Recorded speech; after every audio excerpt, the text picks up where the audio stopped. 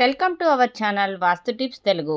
నిన్నటి వీడియోలో మనము వెన్నుపోటులు నివృత్తుల గురించి క్లుప్తంగా తెలుసుకున్నాం.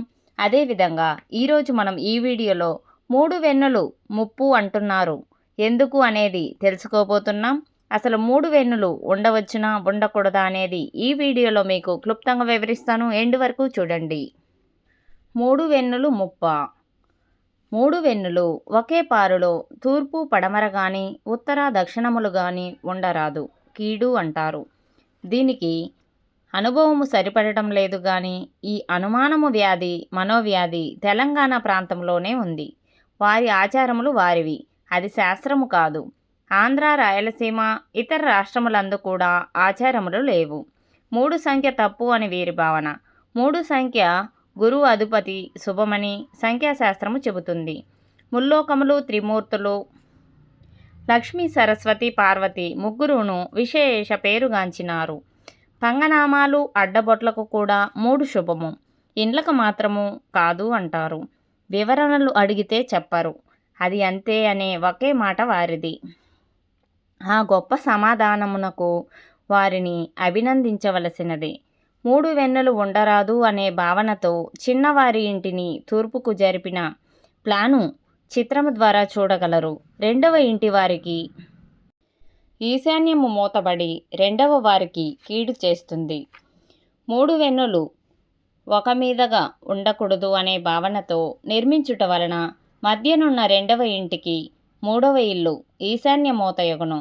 అట్లాగే మూడవ ఇంటికి పడమర ఖాళీ ఎక్కువ అయ్యి పశ్చిమ దోషములకు గురి అవుతుంది. ఈ రకము కట్టడములు పడమర తూర్పు రోడ్డులున్న వారికి తటస్థపడును. తూర్పు రోడ్డు ఉంటే మూడవ ఇంటి తూర్పు ఖాళీ తగ్గుతుంది, గమనించగలరు. ఈ చిత్రము ద్వారా ఉత్తర దక్షిణము 3 వెన్నులు. ఇంకో చిత్రము గమనించండి.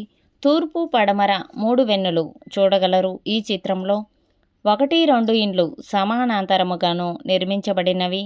3 వెన్నులు కలవరాదు అనే వారి ఆచారము ప్రకారము మూడవ ఇల్లు ఒక గది పారు ఉత్తరమునకు జరపబడింది. దీని వలన రెండవ ఇంటికి ఈశాన్యము మూతపడింది.